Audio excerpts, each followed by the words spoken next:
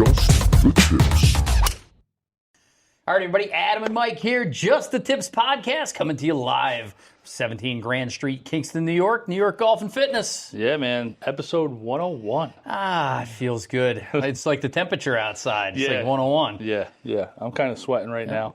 How you doing, dude? Good, man. So after blasting out all these podcasts in a row, we got busy with the new place and didn't do one for a while, and then we did 100, our centennial. Yeah, like a month ago, right? So we went from doing weekly, are we doing monthly, quarterly? So I'm going to say it again. We're going to get back after it, all right? I said this in our last one. I'm going to say it again. We definitely have to get better. We'll probably go like every other week, maybe. There you go. I will say this. There's not a lot of exciting things like that keep popping up. It's like two big exciting things that are just ongoing. Yeah. So basically, that's going to be like the updates that we're giving. Yeah. You know what I mean? Cool. But since the last time that we got together with you guys, we've had some cool stuff. Some travel, a little bit of travel, and some tournament golf, and then what's new for you and I the rest of the summer, and then not for nothing, but. You said it the other day. You like the summer's gone already. Your wife was telling me about how the schedule is going to go for like the next 6 weeks, and like I felt like I lost a week of her just telling me that. I'm like, holy crap! It's back to school already. By the time we come, Yeah, I was like, holy. Yeah. So crap. Here we are on the 4th of July recording this. This will come out. Yeah. Happy Independence Day. Yeah. 250. Right. Happy birthday, America. Yeah. 250. Yep. So, but here's the thing: is I'm starting to like. Say it this way, after being so busy ramping up to the opening, and the minute we opened, we were as busy as we possibly could be, and then the transition into the springtime, we're finally getting a chance to get caught up around here. And now I'm getting really excited about what this fall is looking like, but we got a lot of work to do. Yeah, so I don't want to say that we're not busy, right? Like, obviously, things have slowed down in here, like members coming in, but we're still doing work. You know what I mean? It hasn't slowed down that much because every time I try and do something, every time. Shout out to Jacob Darcy, Ben. Yeah. Love these guys, I really do. But like I said, when they come in, it's like it's like a normal Sunday in February, right? And obviously, we want to give them their attention that they signed up for and things like that. But you got some paint on your hands, or your hands are dirty, and you're like, Do you want to play? Yes. Yeah, so, very easily to talk us out of doing some projects, by the way, if you want to play a quick 18. Exactly. My wife's still asking. She's like, that piece of molding? And I'm like, I don't have to be reminded every 6 months to do something. I'm like, I'll get to the molding. Yes, you do. What have we done since episode 101? We get a call. 100. So since 100. Yeah. So we got a call. Yeah, you got the call. Yeah, man. And you shot me a text about from your new best friend. He is my dearest, oldest best friend, Mr. Willie Downs from Royal New Kent, one of the owners out there. And Willie is just one of the coolest guys of all time.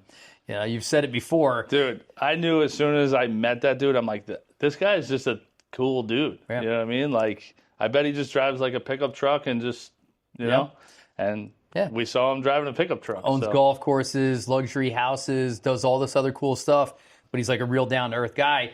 And I get a text message that at first I thought was spam. Hey, would you like a couple of tickets to the PGA Championship in Philly? At Aronimink. At Aronimink, which I'm still having a hard time pronouncing. And again, we just kind of come out of how busy we were. We had a lot to do. We hadn't taken any time. I mean, we were open Christmas Day. We were open Thanksgiving. We were open New Year's Day. So to think about taking a couple days off to go watch a golf tournament. This wasn't really even like kind of like. It wasn't on a radar. It wasn't on a radar. It wasn't something that we had done yet. We haven't like left the place where one of us isn't watching the place. Yep. And so to like step away from it for, I don't know, 31 hours. 31 hours. 31. Okay. Yep. But so we got tickets, and we had the option. We could have went to part of it or all of it, and we decided to go down for a couple of practice rounds. Less people. It was less people-y. We thought we'd have some more direct access maybe to the players and and we were spot on. Yeah, no, it was a good time. So we what did we do? I worked in the morning on Tuesday. I trained some clients in the morning, and then we hopped on the road. Jumped right out of here, drove straight down there. And the funny thing was, and hey, for any of you guys going to tournaments this summer, don't punch in the address of the golf course thinking you're going to roll up to their parking you're lot. Not pulling into the front gates of the parking lot, just to let you know. You are going to remote parking areas that are not nearby. We were probably, but the golf course was in a residential area. It was it was like Twofskill as far as you know. And then all of a sudden they're like, you got to drive 20 minutes away and then take the shuttle in. Yep. Now here's a quick little tip: if you don't want to do that. The people that live nearby are renting out their driveways for like $75 or $100 for you to just park there and walk there. Might be a better option. Or they said they would give you a ride. They'll shuttle you over there, maybe. But so it's like if I had a house within 20 minutes. On the back of some little girl's bicycle. Exactly, on the pegs in the basket. Let's got go. Pegs and shocks. That's it, man. You ever have one of those bike accidents when you were a kid? You and somebody else on a bike, and you know, no shirt, towel over the shoulder from being in the swimming hole, and then you just come back. One of you is just pushing the bike, the other one's bleeding. Road rash, tires wobbling. But no, we had a good time. So we get there. It was hot out. It was beautiful. Dude, walking that course. I mean, you remember? I mean, something that was really cool about being on site and being there was like kind of seeing like, for me, like the massiveness of the course, because you can see like the whole front nine. You know what I mean? It wasn't the front nine, but we were standing on one hole. I remember you could see like 4 holes over here and like 4 more holes over there. From 18T, you can really see like probably 6 holes of the back nine. Yeah, just kind of. And then from a different perspective, you could see like another 8 or 9 holes. And man, do they play real courses, dude? Well, here's the thing: is you and I walked the course, and we come off 18, and they said number 17 is a par 3. And we're looking for the tee box and couldn't find it. Oh, I mean, I was like looking like kind of where like a 200-yard par 3 tee box would be. I was like, and I just kept looking further back, and it was like 200. I think it was 247, and it was like way off to the side. It wasn't even. It was actually crisscross past 9 tee box coming over this way. I was just like, I'm like, is that them hitting there to here? It's like 240 downhill over a pond to a big undulated green with bunkers right. It's shaved off on the left into the water. Yeah, dude, it was awesome. So just only because this will end up being too long of a podcast if we hit everything. What was your highlights of the couple of days we were there outside of the burritos? I mean, I have to say it was Bryson. It was cool because, you know, again, we got there like a little later on Tuesday. I think a lot of people, and that was a day Rory bowed out of a practice round because he had a blister. And I think a lot of people had gone out earlier, but when we got there. So then when we get there, like, it was Bryson. There was, who else did we see? Terrell Hatton. Who's the little guy? Brian Harmon. Who waggled, what do we count it, 19 times? Dude, ridiculous. But it was like kind of like later, sun was starting to go down, and like people were leaving. So actually following around Bryson, like it was actually pretty cool. Well, that's the thing is there's no tee times for the practice rounds. It wasn't like, hey, show up at 5 o'clock and you can watch them. But they did have a big board, and it would say like, Scheffler's on the 14th green, or McIlroy withdrew. Yeah, Rahm's like on the practice range. So we were there for a couple hours, and all of a sudden it pops up that DeChambeau's on the driving range. Yeah. And one of the cool things was you could go and you could scan a QR code, and they had them like way down and kind of protected. You couldn't really get a good look at them. Yeah. But you could scan the QR code, and you could watch their shot tracer pattern on what they were working on. But then they just left. He left, and everybody's like, Bryson. Yeah. And he goes over, and then he's on the first tee, and we walk out. We got within 10 feet of him. Came walking down the first tee box, saw him right there. Then, we followed him for a few holes, but actually crowd started following him pretty decently. And actually, like his caddy had a caddy that day. Here's why. See, he hates them so much. Here's why I think that was going on, and I'm just assuming. But, like, the caddy's out there not to carry the bags in the practice round. Like, he's out there trying to get data, right? Like, if you saw him, he was, like, walking the green. He was kind of, like, throwing the little disc down for, like, hey, there's going to be a hole here, things like that. He's not worried about that bag that day. Let me say this. First, it was very cool to be that close to Bryson, and we did get a chance to, like, from me to Mike, to watch him drive the ball is really impressive. But when he came, most of the guys that we saw out there were either playing like a little game with their friends, or they're actually playing golf, or it was more likely they were out there working on their game. So what we saw most commonly was the player, a caddy, and a coach. The caddy carrying the bag, the coach carrying a launch monitor. They'd have a G-quad, and they'd put it down. Yeah. When Bryson comes walking up number 2, playing by himself, by the way, he had 9 people in the fairway. It was him. It was his caddy. Now, I can get behind the guy who was carrying the bag for the caddy, because I'm like, why wear? Like, if you just ask somebody, like, "Hey, dude, you want to carry this bag?" Yeah, dude. Like, how many people out of the stands, out of the crowd, would have been like, "I'll carry that bag"? 1,000 people. So I don't fault the caddy for farming out the labor. Okay. Yes, he did. But so you got Bryson, the caddy, the guy carrying the caddy's caddy, coach, the coach, and probably, I don't know. Do you have a swing coach and then a coach? He had the one coach, but he had a technology guy who was there, like data guy. He had 2 YouTube guys or social media guys, and then he had a security guard. Yeah. Right? You count that up, there's 9 dudes walking down the course so Bryson can play golf. Yeah. I honestly think the other guys don't have enough guys. Well, it takes that 9 people for Bryson to miss the cut in another major. Yeah, badly too. Badly, yeah. But listen, this course was no joke. Dude, I think when we saw hole number 15. Yeah. And it was a 556 par 4. Yep. When we were walking it into the wind, on day 1 and 2 into the wind, that's longer than all the par 5s on our home course. And we were watching guys like I practice round. It's getting pretty brave, And we see this one guy who was maybe off the Japanese tour or something like that. Yeah. And he had a good drive, and they're working out the distance for the second one. And I yelled over. The guy's got the launch monitor down. Yeah. Yeah. So they're bringing a launch monitor on every shot. Yeah, and I'm yelling over the caddy. I'm like, what did he have? It was 250 meters. It was less because yards are. I think he had 250 yards. 250 yards. And he yelled it out in meters, which I thought was kind of cool. It was like 220 meters. Yep. Yeah. And he hit the green with. I think, did he have an iron in his hand? He hit a couple of shots, and he had like a hybrid or a 7-wood, but then he eventually hit it with like a 5-iron? 5-iron? I don't know. And I'm like, good. Because I'm sitting there going, hey, everybody's making bogey on this hole. Yeah, no. You're going to be hitting it. No, they're hitting it on the green. They had long putts. Dude, ridiculous. That's how good those guys are. So you and I said when we left the course that I go, what do you think's going to win?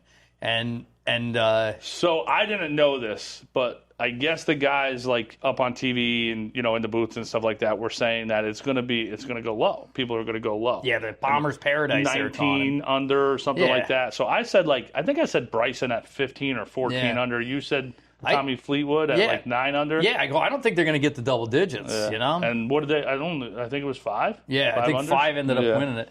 But well, it was Aaron Rye. Yeah, 2 gloves. 2 gloves. Tommy 2 gloves. He ended up, dude, he birdied 17 with this ridiculous putt on. Well, they had a lot of tee boxes, which was cool, and what was it, 14, they could move it up in the drivable distance. Yeah. They could move that par 3 from 240 to 170, and they were. I'll say this because I caddied at the Ocean Course, and they have the PGA Championship there. Another in 2031, but they've had it there twice before. And people used to ask us all the time. So if you're listening and you go to a place and you have a caddy that there's an event there, don't ask them a stupid question like, are they going to play all the way back? Yeah. They will move it every single day, depending on wind, depending on conditions, depending on what the greens are like, rain, any of that stuff. They're going to change them every single day. Yep. So nobody knows the answer. So last thing I'd share real quick is second day we're there. We're out kicking it around. And next thing you see like a giant gallery. I mean, just coming down number 10, and you could see it out in the distance, just a sea of people. Like the entirety of the tournament spectators were following this group. Yeah. And we look back, and it's McIlroy, but it's McIlroy playing with his buddies there, with Lowry and Hatton, right? Yep. And Mike I go, oh man, I'd really like to see Rory. And he goes, "We're gonna," and I don't want to be in crowds. We were on 12 fairway. Yeah. Right. We were like 12 and 16 tee box, whatever. And I'm like, I'm not gonna go walk over there to go follow him to come back over here. Plus, like, I hate people. So yeah. So Mike's like, 2 people over there. So I go. So Mike's like, well, we're watching some other guys hit up. And he goes, well, McIlroy hits it farther than those guys. So why don't we stand here in the fairway, right up against the ropes? And he goes, hey, we'll be on the right side of the fairway. McIlroy hits a fade. And he goes, if we get lucky, he'll miss and hit it over here in the crowd. You literally said this. And I'm like, whatever. And I'm watching the other guys on 16. I'm watching the guys putt up here on 16. I'm watching them tee off on off on 16. I'm watching them putt over here. And it takes them a little while to get over there. And next thing, we see a ball in the fairway. It's like 30 or 40 yards dead in the middle, but it's short of us, right? Sit there, can barely see who's up on the tee box. Next thing, we hear a ball go whizzing past our ear. Yep. Right over our heads. Yep. McIlroy, right? So everybody comes scrambling around. I'm from here to the camera, I'm all geeking out, right? And the guy, the marshal's there, he's backing everybody up. He goes, listen, man. He goes, no. He goes, they don't play out of the gallery in a practice round. He goes, he's just going to pick up the ball, throw it back in the fairway.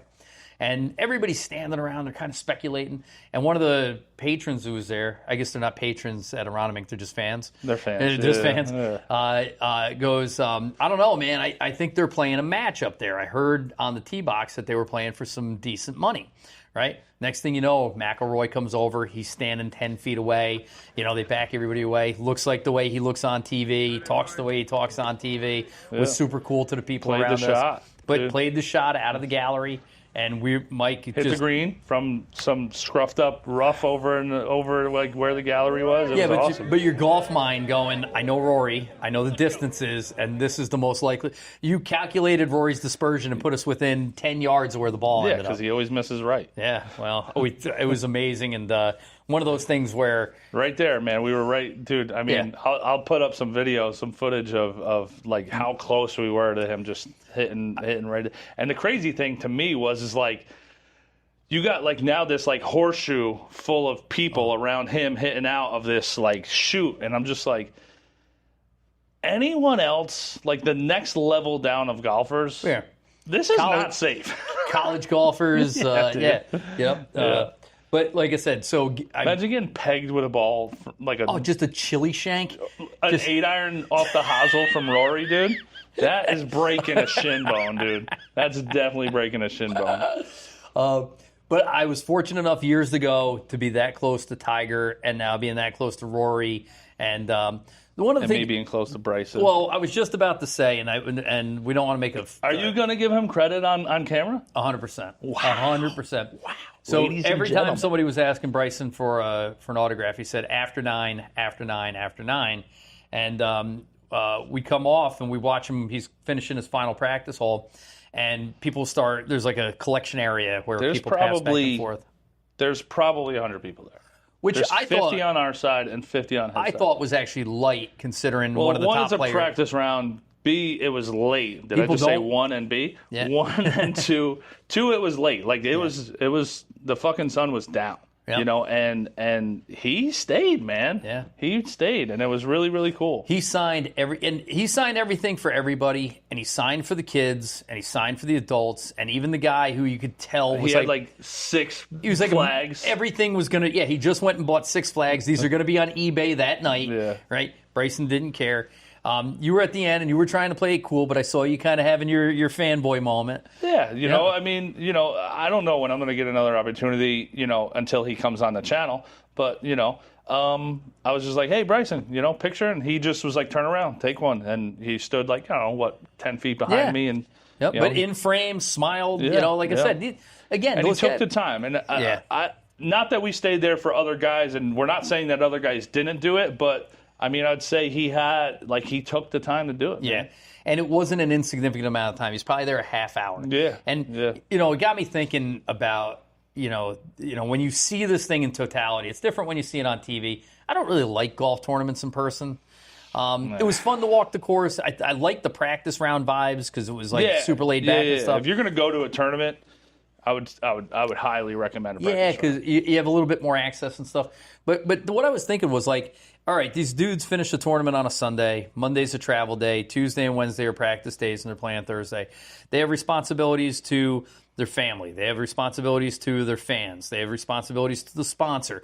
The practice, everything's very structured. Responsibilities to the tournament, the PGA, whatever tour they're on. Everybody wants your time. Yeah. And like I said, I love playing golf as much as anybody, but being on that schedule for that amount of time, and then to be like, this 30 minutes, I could go and freaking scroll through my phone, or this guy with the stack of flags that he's going to put on eBay, I'm going to take the time to sign them. It says a lot about a person. I'm just saying that. I know you've hated him up until this event, but there was an event, I forget where he was. I want to say, no, it wasn't Augusta. It was Pinehurst 2 years ago when he won. And one night, he went out for like a walk. I think maybe he just needed to clear his head. I don't know. Maybe he heard some music down the block or something. Dude, these guys were like, I think they were at like some Airbnb and they were chipping and putting in their backyard, having beers. And Bryson walked into their backyard and hung out with them. Yeah. I'm probably paraphrasing a lot of that. No. I remember that. I remember that story. And then after he won the Open, he ran around and did a lap, slapping everybody's hands, and then you didn't like him. And then came out later. It's not that. All right, I don't like him. That was hard. You wanted to, I don't like him because of his nerdiness around the game. The game is already cerebral enough. We don't need to outthink golf. Be an athlete. Be an artist. Be a player. I will agree with you on a lot of that. I don't dislike him for that. Yeah. I'm agreeing with the game is cerebral enough, and the athletic part does need to happen, but that's just how he is. You know what I mean? And it's the evolution of the game.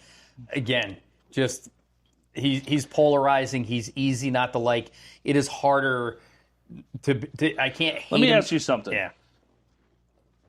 Are you a Luke Skywalker fan or like a Darth Vader fan? Skywalker. Who's the other one? Who's Luke's? Han Solo. Yeah. What's he? He's a guy. He is a good guy. Yeah. And he's like a good guy to Luke Skywalker. He's like his mentor? No, he's just a space scoundrel. He's an anti-hero. Okay. Yeah. All right. Yeah. And who's your favorite out of all three? You got to go Luke Skywalker. Okay. All right. I thought maybe you were like a Darth Vader fan. No. And I get it. Like I said, especially if he's playing it up. The funniest thing I saw, though, was somebody saying, Bryson was like, after missing the cut at the Open, said maybe he'd just give up on regular golf and just do YouTube. Did he say that? And one of the guys was like, I don't know what's different. You only play 2 days a week anyway, so you got plenty of time to do your YouTube. But last thing about pro golf, and then I want to get into amateur golf. But I saw a thing about Scheffler the other day, and they showed how, like, we're all used to Tiger Woods being the standard of excellence, right? This 20-year-old to, until he was 46, I think, is when he won his last major, right? Or his last tournament, right? This body of work. So Scheffler's got this window of work, and he's been struggling this year, right? He's struggling on his level. Yeah. But that's what they're getting at. They're like, most golfers peak from this age to this age, because you forget that Scheffler's only 29. Dude, he looks 45. Yeah, because the stress of freaking golf, right? So is the Scheffler era over? Are we done? Is he on the decline? So will he be like Norman or Mickelson, who gets like 1 or 2 wins later, but you just see the steady decline through his 30s? So I would say Scheffler to me is probably Bryson to you, right? Like, I don't like Scotty Scheffler. I appreciate how good at golf he is. I don't think he's great for what the PGA wants to be, this, bigger entertainment system.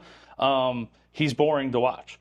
Although last week when he was playing against Victor Hovland, he had to make a 10-foot par putt to send it to a playoff, and he made it. and he fist pumped, like the hardest fist pump I've ever seen him hit. And it was for par to go to a playoff. Yep. And he ended up losing the next morning. But, like, that action, I don't know if that made me like him more or less because, like, it was for par and it was to go to a playoff. It wasn't to win. I mean, I've seen him birdie. I saw him birdie 16 at Augusta to try to make a little bit of a comeback. And it was like a 40-footer. And he's I'm like, dude, what? Check mark. Come on. Yeah. So the question was, though, have we? No, I don't think so. You don't think he's done? I think he's maybe just kind of like in a little lull. Maybe a little one of the downs of the long term ups and downs in this game. Is he going to do what Tiger did and rebuild his swing and rebuild his game, or what? Didn't Dustin Johnson do that after the shootout? He wasn't putting well. I think everything, dude. We go in these little slumps for a week. A month, it could be a year. Some people, dude, some people look at Justin Rose, dude. Yeah. What about that dude? Yeah. Coming back at this age and just throwing darts like I think some people, it's how this game works, man, and it's what makes us love it, but also makes us hate it. But Scotty's he's so good that like even his bad days, he's coming in second. You know what I mean? So. Yeah. Well, listen, like I said, that's so if you get a chance, go to a pro tournament. Go to a practice round. But did we talk about the Ulster County men's amateur qualifier? I don't think so. And we got to just lump it all together right now. Yeah. So, one of the big things on the calendar for you and me over the last bunch of years has been the they call it the Herdegen, and this year is the 75th annual.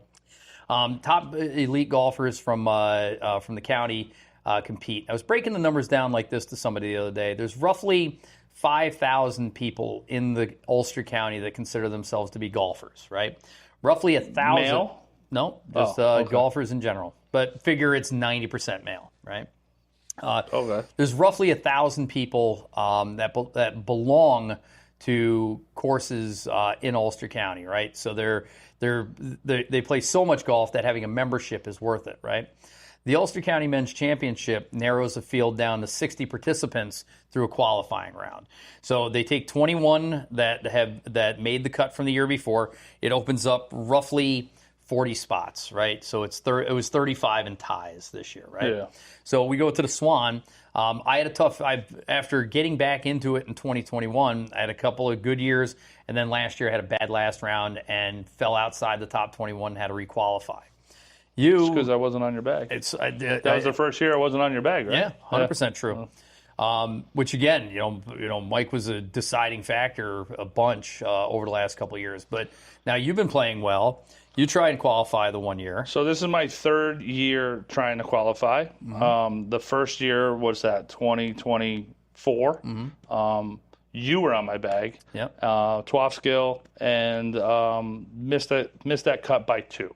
Yep. on the qualifier. First attempt, nervous, and you reminded me of what I said on the first tee. Yep. I've actually jumped out of a plane, skydove before, and I would rather do that again than have that first tee shot on your first competitive round. Woo! So to all you out there that are like, I'm just taking up golf for the first time and I'm nervous, or you're playing in your first men's league match or your first money match, those nerves never go away. I'll say this. For first times. Yeah, for first times. I'll say this. The last year, fine-ish. And this year, fine. Yeah. Yep. So last year, I ended up making the cut and making it to the Herdegen and not making the cut in that. And then this year, I made through the qualifier. So you made it through the qualifier. I had to qualify. Got you by a couple of strokes. Neither one of us turned in like stellar performances. No. There was a lot of participants. The morning saw much calmer conditions. The afternoon, when you and I played, the wind started howling and got much harder throughout the day. So, but it didn't matter. You qualify whether you win the thing or you come in on the number. And that was so a lot of people gave me crap last year. I actually ended up shooting the second best score last year, but it didn't matter. Like, I just wanted to beat the cut. And people were like, well, you let this little kid beat you or whatever. I'm like, dude, I don't care. I'm just glad I came in the money. Yep. So So go ahead and pick up after today. Yeah. Or after this year. Yeah, so we both get through qualifying, and every year they switch up the courses a little bit. First course this year was Apple Greens. Apple Greens, a good 27-hole track. We play the front and back side, not the third side. A little disappointed, and again, it is what it is. Apple Greens is strategically placed right off the New York State Thruway, directly between New York City and Albany. They get a tremendous amount of public play. They are a golf machine. They just turn out tee times like it's crazy. When we got there, greens weren't ramped up, cups weren't moved. Yeah, I mean, I'm not going to say anything bad about the course. No. There was a little bit of wind. Course was fine. Nothing was ramped up. Nothing was rolled down. Yeah, it was just regular golf. It was regular golf. Mm-hmm. I'll be honest, man. I never play well there. Yeah. Like, I just don't. I hit the ball well. I never score well. That's what I'll say. Okay. So I don't know if it's, my game needs to. I need to practice there more and like learn the up and downs because they're not some of their greens are undulated, but just off the greens are very undulated. Yeah. And maybe I just need to work on something like that. But I don't know. I think I messed up from the beginning because I wanted to shoot a low score. But I said, as long as I shoot in the 70s, I'll be okay. And it's a par 71. And I even said my daughter was on the bag for for Friday and Saturday. And I even told her, I'm like, we got 8 bogeys to give was the way I looked at it. But I also thought that I'd make a handful of birdies along the way. I had a chance to play a tournament the day before where I made 3 natural birdies. And I go, I'm playing pretty good right now. Apple Greens has a number of gettable holes. Yeah. Places where they're not automatic, but you would think a couple of putts would drop or, maybe get lucky with a chip in. Not that you're counting on it, but I had those 9. What was your number that you wanted to shoot? 79 or better?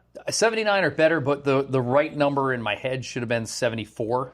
So I think I did the same thing, and I think I'm going to blame it on you. No, last year the cut after the first 2 days, I don't know. Did you say that? 160. So they do a cut after the first 2 rounds, and they take the top 30? Top 35, yeah. Top 35. And last year... No, you're right. It was 30 plus ties. Yep. So last year the number was 160. So that number got stuck in my head. So I said, if I just go shoot 80-80, that'd be great. If I shoot better than that, even better. And in my head, I go, a goal would be to have 3 rounds in the 70s, right, regardless of what they are, because very few people shoot all 3 rounds in the 70s, right? Yeah. And I started with 8 to give. I ended up shooting 79 and having the par the last 3 holes to shoot 79. Just not bad golf, not good golf. There's a couple of times I should have got up and down. There's a couple of putts I probably should have made. Maybe one mental error. Long story short, though, it was like, all right, 79. Yeah. Which there was a lot of people in the 70s. Yeah. And in the 60s. So it was the that strongest first day, feel in years. So I ended up shooting an 84, 3-putted like 5 times, I think, and I was just not my best short game day. Other stuff, driver was fine. Irons were fine. Just everything 60 and in just wasn't really dialed, and I thought I was. 84, but I saw that scoreboard, man. I was like, wow, there's a lot in the 70s, man. So shout out to a bunch of our Maverick members who went low 68. 68. Yeah. A bunch in the low 70s, a whole host of folks, but so that's when I got a little nervous about the 160. I was like, there's a lot in the 70s, man, So, and we're going to Twofskill next. But I thought going to Twofskill was both good and bad. I thought it was good because it was a par 70, right? It's a much shorter course. I think it's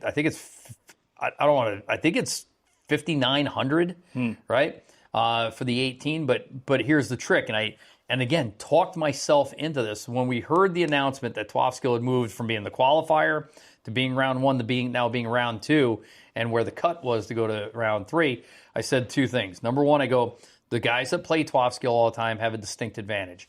Not that anybody who has a home course doesn't have an advantage, but Twofskill's 1902. It's a Catskill mountain course.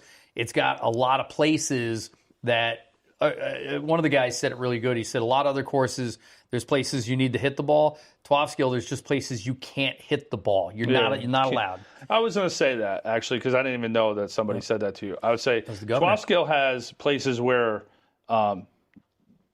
you can miss, and there's places where you definitely don't miss. So the way I said it is Twofskill is one of those courses where you could play very, very well and end up with a very, very bad score. Unlike its counterpart at Woodstock.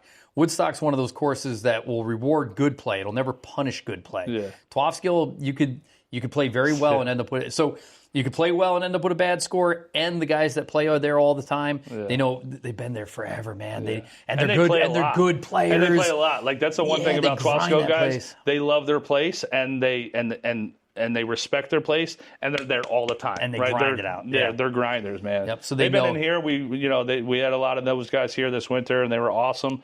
But man, do they like? Wiltwick. You got guys that are like, I play like every 2 weeks or once a week. Dude, these Twofskill guys, I got a text yesterday from Jimmy Wawa. He texts me it had to be like 7, I think it was like 7:21. And he was like, yo, just walk the front 9. I'm like, today? Yeah. It was 7:21 in the morning, and he had just finished walking 9. These guys, they don't mess around over there, man. And that's the nice thing about it, too. It's very accessible for the members. It is Kingston's only private club. It is. So I said those two things. One, the Twofskill members are going to do good. And two, do well. There's also the potential to play well and be punished, and both of those things happen to me. Well, shout out to Riley Gog. We don't always mention people's names, but Riley went and shot his very best score of all time, a 1 under 69. We shared a cart together. Riley knows that course since he's a little kid and just played spectacular. And how many times do you shoot your very best score in the very biggest tournament? So good for Riley. Yeah, no, that's awesome. I played pretty well. I ended up shooting 76 with a couple 3 putts, a ball OB that is still haunting my dreams because I have no idea how I hit it out of bounds. Ended up shooting 76. So it's great shooting, dude. I ended up shooting that 160 number, and we had met that morning. It was me, you, and another member. We all said, what are we going to shoot that day? And I'm the only one that shot that I said I was going to shoot. Yep. Now, the other guy went lower than he said, and you went higher than what you said, but... So first off, I didn't realize you had that many 3 putts on the weekend. It's like 8 3-putts on the weekend. Yeah, well, you know I mean, there's your tournament right there. So when there's outside influences or there is a possibility of outside influences on how you approach a shot, you need to just block it out. You need to just block it. That's being delicate. Yeah, that was just the most delicate way I could put that on a podcast. So just let you know that this was I'm not always an asshole, because that was the nicest way for me to say that. It wasn't a course. It wasn't an official. It wasn't the weather. Yeah. When there's other things that may influence how you go and approach the shot that you're about to hit, you need to just woosah and block all that out and just do the thing that you've been practicing, you've been doing all winter long. Easier said than done. But, I did do it the second day. Yeah. Well, after the second hole. So on the second hole, it happened, and that's what reminded me not to do that, because overnight I said, I think that might have messed with me a little bit. So I said, don't let it happen tomorrow. And then it happened on the second hole, and I was like, oh yeah, remember, you're not doing that today. Yeah. So saying about Twofskill, first off, great shooting. I mean, 76 anywhere is, and that course, that puts you in, I think, top 10 that day for the day. Like if just those 60 players were playing, I might have to check that. And take a look. I have to check that. So again, I was playing pretty good. I went par, birdie, bogey. So going into the fourth hole, I was even par, and I'm even telling Maddie, who's on the bag, I'm like, I'm feeling pretty good today. It'd be a nice day to break, 70, shooting low 70s. And this was really important. This was one of those things where this was my fault. Are you using the GPS on the phone? Mm-hmm. Yeah, I use it when I have a blind shot. I use it on a par 5 to figure out what I want my layup number to be. Right. I'm kind of stupid. I use it all the time. I still use the rangefinder if I have line of sight, but if I don't, I do both. And 12 skill, you have a lot of not line of sight. So on this 4th hole, I couldn't get all the way up over the hill like the other guys. So I had kind of a blind shot. Pin was back. It was like 155, uphill. It's a good 7-iron. I had a good lie, had a little downwind. All things considered, I max out that 7-iron like 165. And when I hit it good. I thought I was going to be in the cup, but I can't see it. And one of my playing partners said, "You better hit a provisional." I'm like, "For what?" I'm like, "I know there's out of bounds behind the green, but it's like 30 yards behind the green. It's not right up against it." So kind of in disbelief, I should have kind of stopped, took a ride up, figured what was going on. Again, we got all the time in the world. And I just dropped another ball and hit a shitty 7-iron way left. And when I got up there, my ball was out of bounds by 3 inches. And I was like, wow. So shame on me. But I'm like, I can't hit a 7-iron 185 yards. That's just not a thing, right? So I'm not sure what happened. And I ended up taking a quad, right? So I went from even par to 4 over through 1, 2, 3, 4, through 5 holes. All of a sudden, I'm playing bogey golf, right? And that rattled my cage a little bit. And shout out to my caddy. She's like, "Hey, listen." She's like, "Get your shit together." And I played the rest of the front in 1 over or 2 over and shot 41. We came around again, and we come to that same hole and played from the back tees because it's a 9-hole course. And I had like 180 in, and I told her, I'm not going to be anywhere near that. I'm going to leave this short on the front side of the green, right? It's an uphill putt. There's nothing tricky about it, but anything behind the green, there's traps, everything, I'm going to leave it short. I get up there, I'm 20 yards over the green. So I'm like, I don't know if the yardage was off. There's a jet stream that comes down, but it's one of those examples. And my second one too is, again, you can play good golf, still end up with some weird stuff. So this tournament for the day ends on a taco green, right? 243-yard par. You love tacos. I do love tacos, right? But it's one of the great holes in the valley, and if you get tournament golf, it's one of those great things. So it's a drivable par 4, a lot of bunkers, a taco-shaped green, and 100 people that have been drinking all day, basically 20 yards. Stadium view of just right down on top of you. It's one of the great places to watch golf in the valley, especially championship golf. And I hit a good drive. I was to the right-hand side. And you can chip, now that you're on the right, you can chip into the face of the taco, let the ball run up, down, maybe, and make this birdie putt. So I do, and it kind of rolls out weird, and it ends up side hill instead of below the cup. And I'm like, all right, but I had like 6 feet side hill. And the other 2 guys are already in for birdie, and I'm like, I'm going to make this birdie on top of there, and it would have shot 76. And I go, that's pretty good, right? And run the putt in there, and I miss to the pro side, and it runs down about 3 feet underneath the cup. I go, okay, get down. And I'm looking at it, and I'm taking my time. I feel a little bit of the pressure of the people, but I've been making 3 and 6 footers for par for all weekend, right? I run it up. It hits the cup, power lips 360, and rolls 6 feet down. And then I miss that putt for 4 putt to shoot 79. And I'm then snapped his putter. No, kept it together. Again, big gallery. Here comes the putter throw. Yeah, exactly.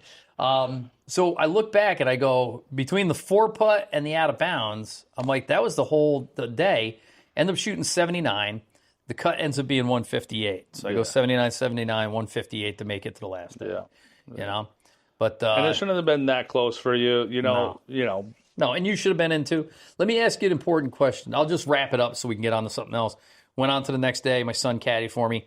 10 bogeys, 8 pars, boring 82, which actually, with an 82, I beat 10 people. I came in 20th on the day on Sunday. Wow. So it wasn't a terrible score. But, shout out to Ty Monroe.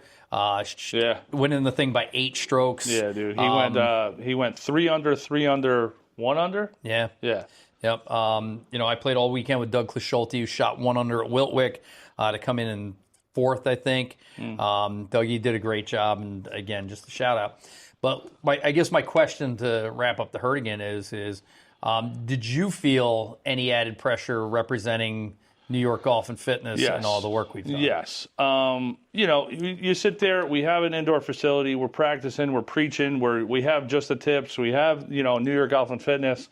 You do want to go out there and you want to represent. I'll say this, right? Now, from where my game has come in the last 4 years, I mean, I'm still, hopefully, on the incline, you know what I mean? So I'm not stressed about it. I did shoot the number that I ended up wanting to shoot. If I, got one back here, got one back there, I can sit there and dwell on that, but I'm not going to. I'm not that type of golfer. I still don't know how that one went out of bounds, but whatever. No, I'm just kidding.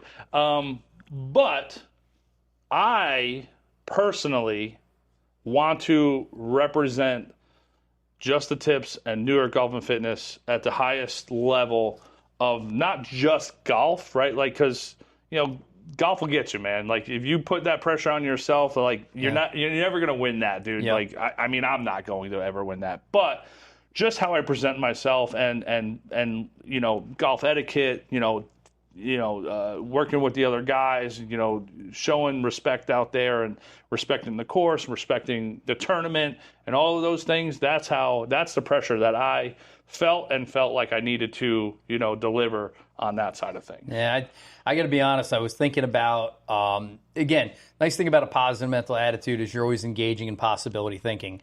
And to go, okay, in my wildest dreams, right, what if I won the Herdegen? What would that do for New York Golf and Fitness? It'd be like, oh, my God, that'd be amazing, right? Yeah. And then like, okay, well, that's probably not practical, but what if I came in low senior? And I'm like, oh, it's pretty good too, right? Yeah. What if I had top 10 finish? Like, that'd be so that's kind of the way my mind was thinking. So when these bogeys just keep happening, I'm like, first I was staying very positive, right down to the end, right down to the last hole. I said, just make a birdie. But that's not normally the way I play. I don't put pressure on myself to make birdies. Yeah. I try and shoot par with the understanding that bogeys are going to happen, eliminate the big numbers completely, and always saying birdies are blessings. They're not a given. But to go all weekend with 3 birdies, play 54 holes with only 3 birdies, and Twofskill's got a couple of holes that, like, if you don't birdie them, you're losing a stroke to the field. I came out of it and I go, I put the pressure in the wrong place. I put the pressure on the New York Golf and Fitness, and hey, don't you own a simulator company? Why'd you just hit it out of bounds, right? And then secondly, on the pressure to make the birdies to make up for mistakes. Eliminate those 2 things, I'll have a more enjoyable weekend. Yeah, yeah, and I'll be honest, man. Like, so my middle daughter, who's on the golf team, caddy for me during the Herdegen, the qualifier. And I didn't play great, right? I didn't strike the ball great. I didn't chip great. I didn't putt great.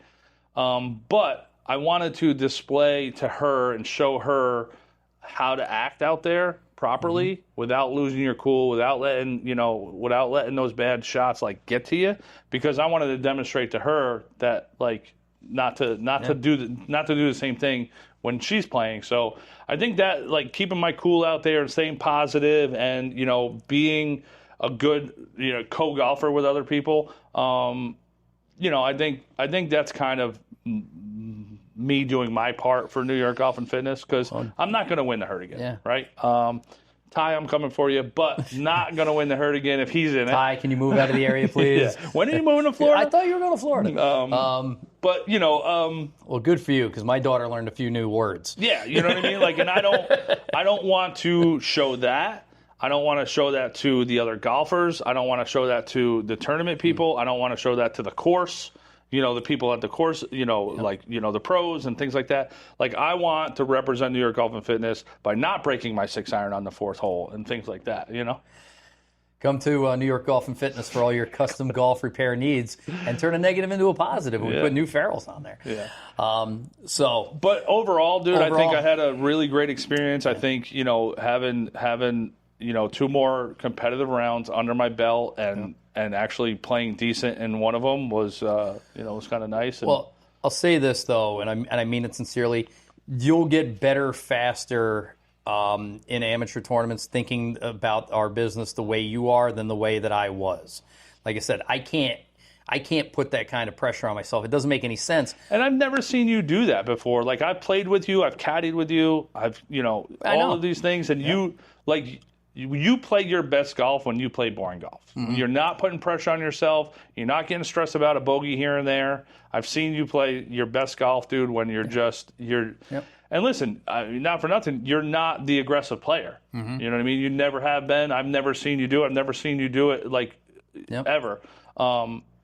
You're the fairway, you're the green, you're the two-putt, or every once in a while you drain that putt or you chip it in. That's your game, dude. Yeah. And so when you're trying to get aggressive, I think it's just like, it's, what do they call it, uncharted territory for you that, like, sometimes you might live up to that, whatever, but sometimes it might break you, So, well, like I said, but your way is a better way to thinking about it, and I think I'll do that. So I said it this week because you're like, you playing golf on 4th of July? And I'm like, nah. Skins and Ringers this weekend? I'm like, nah. Yeah. And, partially because it's hot.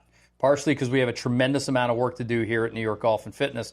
And partially, I said it, I go, the Herdegen took a piss out of me, man. I'm like, when I was a kid, they used to call it the hurt me again. Because people would literally, like, you missed the cut, you don't qualify, like I said, it knocks you down. I don't feel it like that. I don't feel that feeling. I will say I like playing in that competitiveness, you know what I mean? Like, I want to get more of that under my belt. Now,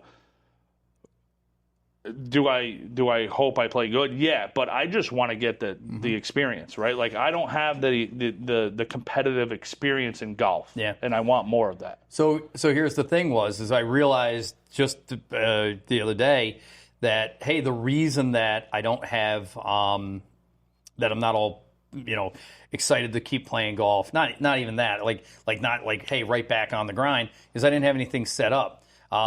This year, the Herdegen's over. We're away on vacation. We'll talk about that in a second during my first attempt at the Ulster County Senior, so I won't be able to play in that. I don't really have any med events set up for the end of the summer. I'm hoping to play in the what do they call that? Mid-am, right?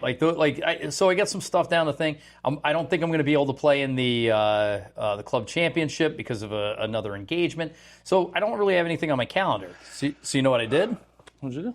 I signed up for the Woodstock Open. Oh. So on the 26th of the month, I'm going to play in a professional tournament. Yeah. And I'm like, oh shit! I'm like, I don't want to embarrass myself. That's in 3 weeks, bro. I know. I'm like, all right, back on the grind. So we did do the one thing where we got invited to another course, and they play this scratch skins match. We got invited by Chris, Guido. Oh, yeah, right? yeah. He put it together he kind of put us into the mix. And that was kind of cool. That was like, you're kind of going into like the away team, and you're going onto their territory and going to play there. I played well that day too, but just like things like that where you're not comfortable, you got to get comfortable. Taking it out of our comfort zone. Yeah. So there's an amateur tour up here, stuff, but it's got to get on the calendar, and I think that's the tricky thing. So, but here's the thing but it also has to be. You have to not that we don't take the Herdegen serious, or that we don't if we played tomorrow morning with the people who invited us, like we're taking that serious, but it's not the end of the world, right? And you can come out any Sunday and play it. Right. The Herdegen's once a year. It's the Masters. Exactly. You get a whole another year, and then now you got to you got to wait a whole another year to redeem Billy Madison, yourself. 365 days till hockey tryouts. So one of the things though is as I look forward, and this is new for me. This is new uncharted territory. I'm looking more forward to our fall indoor and winter golf season. Not only from a playing standpoint. Playing is fine. I really enjoy hitting balls in here and doing the training and stuff. But I can't wait to show everybody what we've done this summer with it's not New York Golf and Fitness 2.0. It's moving this closer to our finalized vision of what it's supposed to be. I mean, it took a lot to get to the point where we could get people through the door, but we weren't 100% done. No. And that's why we offered the founding members prices. That's why, there was still loose ends to tie up. Right? Yeah, we did have a lot of work. I do think that we aged quite a bit in the last 10 months. I think we went into it, gung-ho and thought we could bang this out in a weekend. The only way to do it is to fool ourselves. Yeah. We knew how hard it was, and we put that on the side. Exactly. We didn't want to admit it, and we just went hard. And, we got this place to a spot where we were not embarrassed to let people in here, and we were Very okay serviceable. with charging people the money that we charged. They were happy to pay it. But we want to deliver even a better product. the better product that we were expecting. And I think it's going to take 2 more phases to get it to... Yeah, I mean, one of the things is just like our game, just like your golf bag, New York Golf and Fitness is always looking to get better. Yeah. Right? And some of it we're aware of. Some of it we thought it would be longer in the future before we were able to get it. We'll talk about. And there's stuff on our radar or outside of our radar we don't even know about. But when it makes itself apparent, it'll be here. Well, you came in one day with one thing that you're like, dude, you're going to love me for this. I'm like, does it involve spending money? You're like, just a little bit. I'm like, I'm probably not going to be excited about it.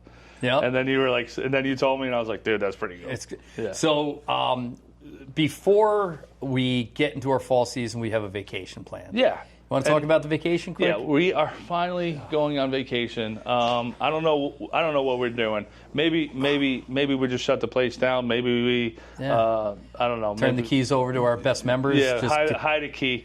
Yeah, exactly. There'll be a rock out front that's never been there before, a plastic rock right in front don't of lift that up if you're not a member. Exactly. We're going down to Myrtle Beach. We're doing our annual trip down to Myrtle. We got a beach house. We're going to play some golf. It's going to be True fun. Blue in Caledonia, the Steve Dresser Golf Academy, Paulie's Island Tavern. I haven't had a beer since we got the phone call that we got the lease to this God place. bless you, dude. I think I might need a beer. Yeah, you're gonna have 1 Miller Lite and pass Such a out. cheap date. Yeah, I'm gonna use such a exactly. cheap date. You know what? And you're gonna be like, I don't know why I drink anyway. Yeah. I'm gonna have a headache the next day. Yep. I'm gonna have a headache for the rest of the trip. Yeah, it'll be a pleasure to be But around. Puddles is coming up, so Is he? hopefully. And so So we know we're playing True Blue in Caledonia. Yeah. We know we're doing Steve Dresser School. Are we going to do whatever Ocean we Course? want. We'll do whatever we want, dude. Are we? I mean, we can do whatever we want. Do you want to play Bulls Bay? See, he wants to plan everything, dude. It's do. a beach vacation. Yeah, that needs some planning. Just go with the flow. You want to play Bulls Bay? Yeah. I got a guy in my phone. Yes, we're playing Bulls Bay. All right. Yes, the answer is yes. So when we get We back, can bring though, Puddles to Bulls Bay then. Do we have to play with that guy? we do. Okay. Yeah, and possibly his daughter, who's supposed to be a good player. But I'll text And him she's today. rich. They're all rich, by the way. Yeah, By the way, I found out Westchester Country Club has a waiting list for 150 people, but there's a number of eligible bachelorettes who have memberships. Click here. Exactly. Just saying. So, do we want to talk about what we're planning in here, or do we? No, I think not that's yet? no. That's okay. we can maybe. We're gonna tease you guys with it now. We got a couple projects in the mix right now, things that we want to do here, or that we are doing here. But like I said, if you loved New York Golf and Fitness last year, you're going to really love it this year. You're going to, hopefully, even if you spent 300 hours with us last year, when you come back in, you're going to be like, wow, that's cool. Like that kind of stuff. And then if you've never been down before, it's going to be the very best experience in this space that you can get. I did get another comment this morning from a person. She was like, I didn't even know you guys were here. I had a person walk through. Yeah. It's okay. Spread the word. Yeah. Spread the word. Like and subscribe, share this video. Yeah. But more importantly, bring your friends in, especially here in the summertime. Again, shoot us a text, hit us up in the DMs. We'd love to show you what we built. And again, when people come in, they go, wow. And I would say that. And that's never stopped still. Right? Like, so we've been open since December 11th of 2025, and people who walk in this door for the first time go, wow. Yep. Wow. And then I didn't know this was here. When did you guys open up? Yep. Those are the first 3 questions. So. Yeah. But, like I said, really excited about the improvements. And again, I'm looking I'm here on the 4th of July going, man, I can't wait until October, November. I know. You know, this is the That's first weird. year of my life that I am not mad that summer is rushing through. Yeah. Which kind of sucks because I love summer. My birthday's in summer, whatever. But I'm excited to show the place off again. You know what I mean? And get this, and I want to get this place to where we plan on getting it. So, and that includes certain automations. It includes technology upgrades, facilities upgrades. It includes Software. some software upgrades.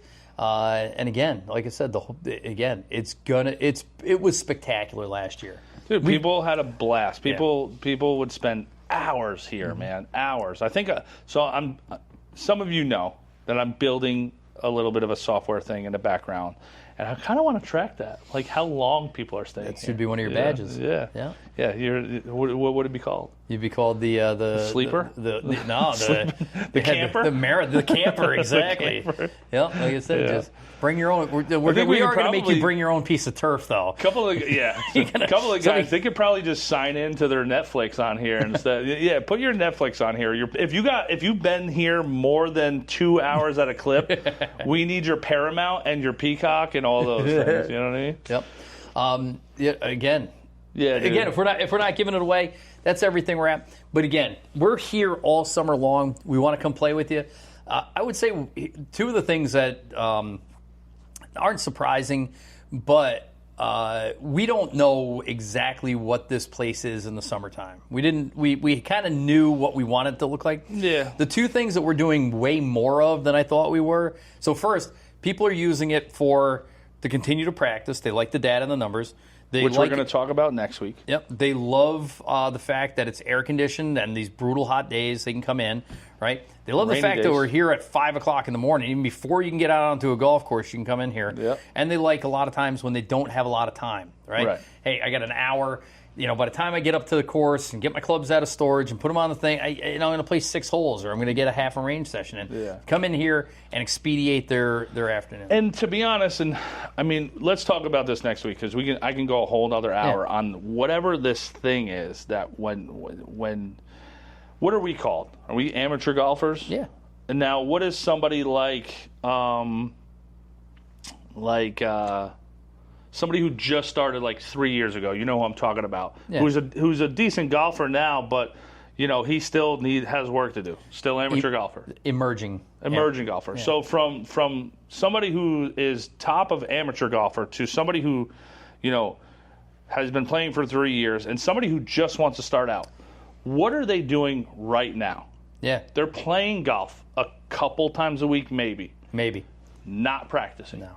What do we need to do? So you got to get touches. You got to do more golf than you don't. So again, there's 7 days in a week, 4 days a week. So if you're playing your Tuesday night league and that's all you're doing, and then getting a Saturday, 9 holes in, maybe, or maybe it's 18 holes on Saturday. Yeah. Again, you need a practice session, and one of them could be at home, right? One of them could be chipping and putting around your backyard and stuff like that. But again, here's the thing, the other thing that was surprising. We're talking about this next week. Don't go deep. No. Okay. Is our 5 coaching packages, our 5-hour coaching packages, right? Yeah. So to be able to bring somebody in here and go, keep playing outside, keep playing in your Tuesday league, right? But to go, hey, listen, this is what we do on session 1. And they're not an hour. Sometimes they're an hour and 10 minutes, an hour and 50. It's about achieving the goal. It's your workout. Yeah. So we do this in the first one, and this in the second one, this in the third one, this in the fourth one, this in the fifth one.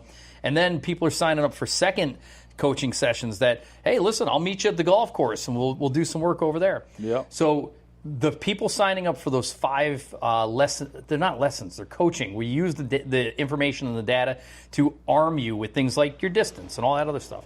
That's number 1. Number 2 is I can't believe how much club repair we're doing. Holy cow. And I think it's because I can turn it around fast. It's the first thing I do every day when I get in here is what came in while I wasn't here. What came in while I wasn't here, and I make it an absolute priority because I know you want to get back out onto the course. Yeah. So work with vendors that are turning parts around quickly. I make it a priority for the labor, and people are, I had a guy come in one night, and he's like, my driver shaft's broken. I'm like, no problem. I'm like, normal turnaround time for that. 2 or 3 days. And he goes, I'm playing tomorrow morning. What can you do? And I jumped through hoops for him to make sure that he didn't, that he had a quality shaft, that I installed it. I mean, he had to do a little bit of waiting around. But long story short, he took that driver home with him, So I will say that, I'm pretty surprised about all of that as well. But I'm also surprised on the people who still don't know that we do it. Yeah. So, I mean, I might have to start learning how to pull shafts and all that stuff because you're going to get backed up. But listen, we do all the club repair. What don't we do? What don't we do? On club repair. In club repair, I would say the only thing that we don't do is shaft spining. Yeah. I kind of want to do that. Yeah, but if you know what shaft spining is, you're not getting it done within an hour and a half at Kingston anyway. Yeah. And we'll be there eventually. So we switch adapters? So I'm asking. Switch adapters? Easy. So if you if you used to be a Strixon guy and now you have a Ping, but your old shaft you like better, but they don't plug into each other, just bring them in. I'll switch them around for you. No problem. Easy, what about ferrules? Can I switch out my ferrules? You can if you're an insane person. Why? Well, a ferrule is just a decorative piece. It has no function. What if I get a really cool one? Then we can 100% take your shafts out. You have to do all that? Oh, boy, do you. You have to pull every shaft out. Oh, yeah. Pull it out of the head. You got to heat up the epoxy, get the epoxy. And if it's graphite, then you have to do a shaft pull. Yeah. If it's metal, and then you're just sliding another little piece of plastic on, and then sticking just popping it back in. It's no big deal. Bring them in all the time. Yeah, but you got to pull a shaft just to put a ferrule on. Just to let you know. So we do regrips. Regrip do fast and easy. Okay. And you can either bring your own grips. I have discount grips, or we'll order them off Amazon like everybody else. Yeah, we get grips. Vendor. We don't make money on grips. Yeah. We charge you whatever price we pay for them. It's a service to everybody. Re-gripping, by the way, has got ridiculous expensive. Yeah. So if you think, I have discount grips that are quality grips that you can stick on for $8 or $10 a club, right? But if you have 13 grip, but if you have 13 clubs, it's $130. Yeah. If you go and you buy a regular standard Golf Pride multi-compound, you're paying $15 to $18 a grip.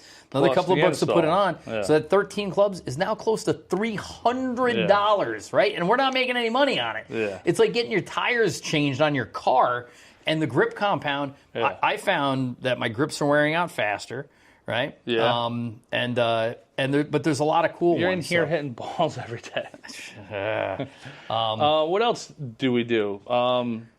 Swing weight. If you don't know your swing weights, okay. We won't dive into what that is right now. But say you have your favorite club is your 7-iron, and you don't know why you don't hit some of your other clubs well. Right. Let's come in for a swing weight analysis. What if one of my lie is off?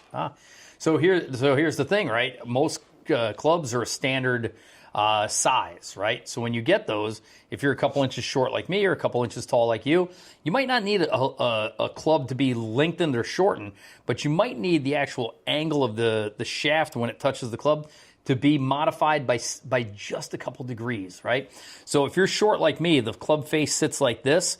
So again, because I'm short, the toe is up, and I get these little digs. So what we do is we take the shaft and we bend it down just 2 degrees to flatten it out. For Mike, he's tall, so he might have the toe on the ground and chunking that in. We just bend it by 2 degrees to flatten that out, right? So that's not even a tough one to do. You're not buying any new clubs. We're not doing regripping. What about, say I have a 54 degree and it goes 104, but I have... my 56 degree goes 98, but I need that 54 degree to go 108. Yeah. I mean, you could go out and buy a new wedge for $180 plus tax, or you could bring it in here, and what we'll do is simply bend that club a couple of degrees. I just had one this morning, and here's the thing is most people don't recognize is your clubs could have, especially if you bought them used, could have been pre-bent. And I mean not bent in a bad way, but the hosels off. If you spend a lot of time hitting off of mats, if you play a lot of golf, you could literally, if you travel with your clubs, you could change the loft. So I had a kid in here today, and he's saying my 54-degree wedge is going 108 yards, and my 60-degree wedge is going 102 yards. I have a 6-yard difference. I put the 60 on the lie loft machine. It was actually 56 degrees. Yeah. I put his 56 on there. It was 55 degrees. It was 1 degree difference between these two clubs, even though on the top it was stamped 56 and 60. And I will say that so we bent them out. You can even get your clubs from the manufacturer that are not the lies and the lofts that they're stated. So you bring those in for an inspection. If we need to do any changes on them, we will. We do the all in-house, and we do it in real time, right? Yeah. So if it's a sand Dude, wedge. what if I want some used clubs? So our used club inventory is always rotating. But long story short is our goal is number one is for our members, right? We want to have our members with the ability to change out clubs easily and efficiently, so I'm always buying top quality gear for them. Secondly, for the public to be able to come in, see the place, and if they need, they can buy an individual club or a full set, but these will be like new condition clubs. The big thing, though, is when you buy here, we're going to make sure that the club set, whether you're spending $100 on a set of clubs or $1,000 on a set of clubs, that they fit you when it comes to the length, the lie in the loft, and the shaft stiffness. The one thing that you'll struggle with on buying your clubs secondhand is, are they right for me, right? We'll make sure that if you do find something here, that it's set up right for you. Plus, we have our consignment program. So if you have a piece of top-end golf gear and you just don't want the hassle of marketing and selling it and things like that, we'll be happy to do it for you. Bring it in. Like I said, we'll give you a real evaluation. We can either buy it from you or consign it for you. Either way, we'll give you pricing on that. All right, dude. All right. Good. I feel so good ahead. Yeah, man. To me, these... That's a long podcast. Just an hour and a half? Sorry, guys. Close. Is it? Hour 15. All right. I'll chop it down. Not our longest. What are you going to take out? Just you? Just it's talking. Now it's an hour and 15 minutes of me just talking? All right. Listen, that's why we need more than one every 3 months. I know. All right. Listen, let's get out of here. We'll be back next week. We're going to do one. What are we going to talk about? I don't know. You just talked about everything, but no. We're going to talk about practice. Practice. We're talking about practice. We're talking about practice. Yeah. All right, guys. All right. Listen, I'm Adam. I'm Mike. Just the tips. And New York Golf and Fitness. 101. Just the tips.